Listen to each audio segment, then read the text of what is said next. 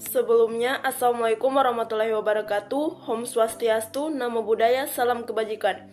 Sebelum kami mempresentasikan hasil dari kelompok kami, tentang perhitungan biaya berdasarkan aktivitas, izinkan saya terlebih dahulu memperkenalkan anggota dari kelompok kami. Yang pertama ada Eka Safitri, yang kedua ada Paulani Winowot, yang ketiga ada Gratia Tadete, yang keempat ada Venisa Switli Lontaan, yang kelima saya sendiri yaitu Nurul Fadila Husain.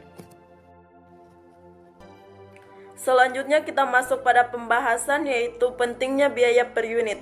Sistem akuntansi biaya memiliki tujuan untuk pengukuran dan pembebanan biaya sehingga biaya per unit dari suatu produk dapat ditentukan. Biaya per unit digunakan untuk menilai sediaan, menentukan laba, menyediakan input untuk berbagai keputusan seperti penentuan harga, keputusan membuat atau memberi, dan menerima atau menolak pesanan khusus. Karena pentingnya keakuratan biaya per unit menjadi suatu isu yang kritis. Secara konsep, biaya per unit atau unit cost adalah biaya total yang berhubungan dengan unit yang diproduksi dibagi dengan jumlah unit yang diproduksi. Selanjutnya kita masuk pada sistem pengukuran biaya. Sistem pengukuran biaya yang umum digunakan adalah pembebanan biaya aktual dan pembebanan biaya normal. Yang pertama, biaya aktual atau actual cost system yang membebankan biaya aktual dan biaya bahan baku, biaya tenaga kerja langsung, dan biaya overhead ke produk. Yang kedua, biaya normal atau normal cost system yaitu membebankan biaya aktual dari biaya bahan baku dan biaya tenaga kerja langsung, namun untuk biaya overhead dibebankan ke produk dengan menggunakan tarif tertentu yang ditentukan terlebih dahulu. Selanjutnya, metode perhitungan biaya.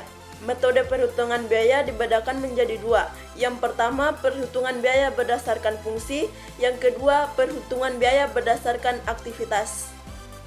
Perhitungan biaya berdasarkan fungsi. Langkah-langkah dalam melakukan perhitungan biaya berdasarkan fungsi. A. Membebankan biaya bahan baku langsung dan tenaga kerja langsung pada produk dengan penelusuran langsung. Sedangkan overhead dibebankan dengan penelusuran penggerak atau alokasi. Penggerak unit yang biasa digunakan antara lain unit produksi, jam TKL, biaya TKL, jam mesin, biaya bahan baku langsung.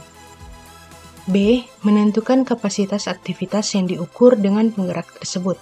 4 kapasitas yang umum digunakan adalah kapasitas yang diharapkan, kapasitas normal, kapasitas teoritis, dan praktis.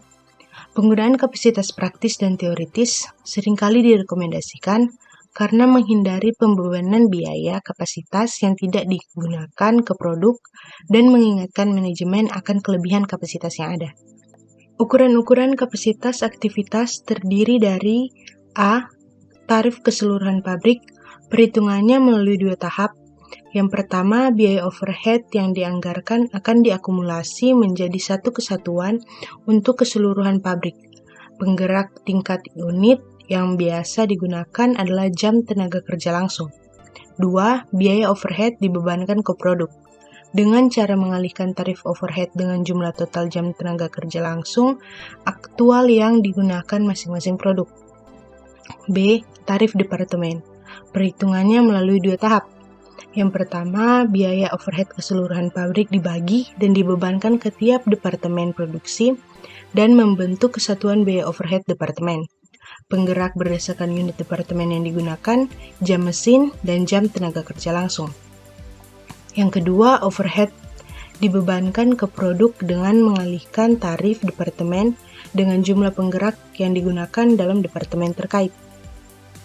Keterbatasan sistem akuntansi biaya berdasarkan fungsi yaitu tarif keseluruhan pabrik dan tarif departemen tidak dapat berfungsi dengan baik untuk beberapa situasi, seperti persaingan kepuasan pelanggan, tekanan atas teknologi canggih, sehingga dapat menyebabkan distorsi biaya atau ketidakakuratan pembebanan biaya produk dan dapat merugikan perusahaan.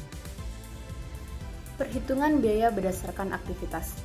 Sistem perhitungan biaya berdasarkan aktivitas dalam kurung Activity Based Costing atau ABC merupakan proses 2 tahap, yaitu dengan cara menelusuri biaya pada aktivitas, kemudian pada produk.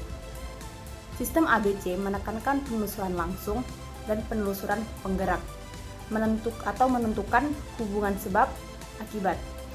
Penggerak biaya aktivitas berdasarkan unit maupun non-unit. Terdapat 2 tahap yang digunakan dalam menerapkan ABC, yaitu yang pertama, dilakukan identifikasi aktivitas dan atributnya melalui wawancara dan survei. Informasi ini memungkinkan pembuatan kamus aktivitas. Dan yang kedua, penelusuran biaya dari setiap kelompok overhead ditelusur ke produk.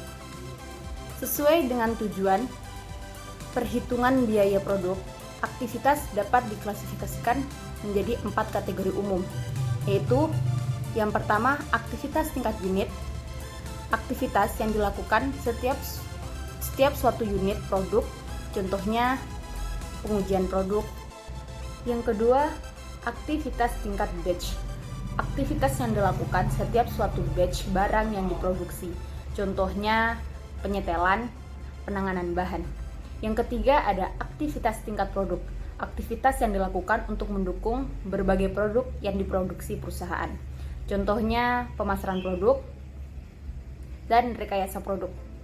Yang keempat ada aktivitas tingkat fasilitas, aktivitas yang menopang proses umum manufaktur suatu pabrik, contohnya manajemen pabrik dan penyusutan pabrik. Sistem ABC juga dapat digunakan untuk menentukan keakuratan biaya pelanggan dan pemasok. Keakuratan biaya pelanggan memungkinkan pada manajer untuk membuat keputusan penentuan harga, keputusan bauran pelanggan, dan keputusan yang berhubungan dengan pelanggan secara lebih baik sehingga dapat memperbaiki profitabilitas. Perhitungan biaya pelanggan berdasarkan aktivitas. Para pelanggan dapat memakai aktivitas penggerak pelanggan dalam proporsi yang berbeda. Sumber-sumber dari keanekaragaman pelanggan meliputi beberapa hal seperti frekuensi pesanan, frekuensi pengiriman, hubungan penjualan, dan promosi. Aktivitas penggerak pelanggan seperti input pesanan, pengambilan pesanan, pengapalan, penjualan, dan evaluasi kredit klien, identifikasi dan dimasukkan ke dalam daftar kamus aktivitas. Biaya sumber daya yang dipakai dibebankan ke aktivitas dan biaya aktivitas dibebankan ke tiap pelanggan. Perhitungan biaya pelanggan berdasarkan aktivitas. Pemasok dapat mempengaruhi banyak aktivitas internal suatu perusahaan dan secara signifikan meningkatkan biaya pembelian. Perhitungan biaya berdasarkan aktivitas adalah kunci penelusuran biaya yang berhubungan dengan pembelian, kualitas, keandalan, dan kinerja pengiriman hingga ke para pemasok. Aktivitas penggerak pemasok seperti pembelian, penerimaan, pemeriksaan komponen, pengerjaan ulang produk karena komponennya cacat, pengiriman produk, dan lain-lain dicatat dalam kamus aktivitas.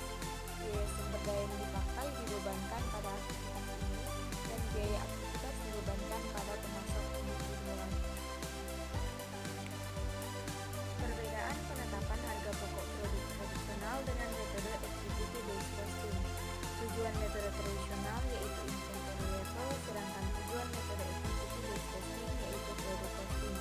Lingkup metode tradisional yaitu tahap produksi, sedangkan lingkup metode activity based costing yaitu tahap desain, produksi, dan tahap pengembangan. Fokus metode tradisional yaitu biaya bahan baku, tenaga kerja langsung, sedangkan fokus metode activity based costing yaitu biaya overhead. Periode metode tradisional yaitu periode akuntansi, sedangkan periode metode activity based costing yaitu daur hidup produk. Teknologi yang digunakan metode tradisional yaitu metode manual, sedangkan teknologi yang digunakan metode activity based costing yaitu komputer telekomunikasi. Kelebihan dan kelemahan menggunakan metode tradisional. Yang pertama, kelebihan, mudah diaudit karena jumlah cost driver tidak terlalu banyak. Kelemahannya menekankan pada tujuan penentuan harga pokok produk yang dijual. Yang kedua, kelebihan mudah diterapkan karena tidak banyak memakai cost driver dalam pengalokasian biaya overhead pabrik. Kelemahannya untuk biaya overhead terlalu memusatkan pada distribusi dan alokasi biaya overhead. Kelemahan selanjutnya, biaya yang ditimbulkan dalam metode ini oleh faktor tunggal, misalnya volume produk atau jam kerja langsung. Kelemahan yang selanjutnya, informasi biaya yang terdistorsi mempengaruhi pengambilan keputusan. Kelemahan selanjutnya, metode ini menggolongkan biaya langsung dan tidak langsung, biaya tetap dan variabel, hanya berdasarkan faktor penyebab tunggal, misal volume produk. Kelemahan selanjutnya, metode ini menekankan kinerja jangka pendek. Selanjutnya, metode ini tidak banyak memerlukan alat-alat dan teknik-teknik yang canggih. Selanjutnya, metode ini kurang menekankan pentingnya daur hidup produk. Kelebihan dan kelemahan menggunakan metode ABC. Kelebihan yang pertama, manajemen dapat melakukan kontrol yang lebih baik terhadap overhead, sekaligus dapat mengetahui aktivitas untuk produk yang menggunakan overhead lebih banyak. Kelemahannya, aplikasi metode ini membutuhkan tenaga, waktu, dan komitmen yang tinggi mulai dari tingkat pelaksana hingga manajemen. Kelebihan yang kedua, metode ini dapat membantu dalam pengambilan keputusan. Kelemahannya, metode ini memerlukan database yang lebih detail. Dan kelebihan yang terakhir, manajemen dapat melakukan analisis yang lebih akurat mengenai volume. Kelemahannya, metode ini tidak ditujukan untuk produk yang variasinya tidak banyak.